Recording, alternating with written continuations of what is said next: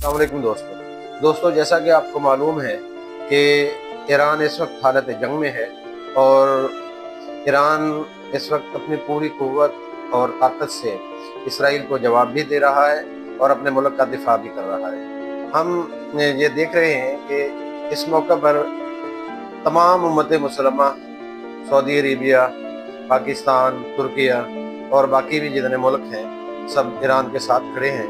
अल्हम्दुलिल्लाह, इस बात पर अल्लाह का शुक्र है कि ये सारे मुल्क ईरान के साथ हैं। जब तक मुसलमान दुनिया एक नहीं होगी, इनमें इत्तफाक पैदा नहीं होगा, तो हम यहूद व नसारा का, यहूद व हनूद का मुकाबला नहीं कर सकेंगे।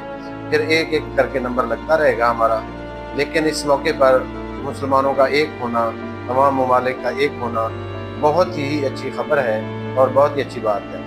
जैसे आप लोगों को मालूम है कि पहले से फ़लस्तीन में ये सब कुछ हुआ, वहाँ 80,000 से ज़ायद शहादतें हो चुकी हैं और अभी भी बहुत सारे लोग जो हैं उनको खुराक की कमी है, मेडिसन की कमी है, उनके पास रहने के लिए जगह नहीं है। ये तमाम चीज़ें हम जब देखते हैं, पीने का साफ पानी नहीं है, तो दिल खून के आंसू होता है। लेकिन ये शुक्र अल्हम्दुलिल्लाह कि ईरान ने अपने मज़ाइल इसराइल तक पहुँचाए हैं, उनको ये दर्द दिया है और उन्होंने ये दर्द महसूस किया है।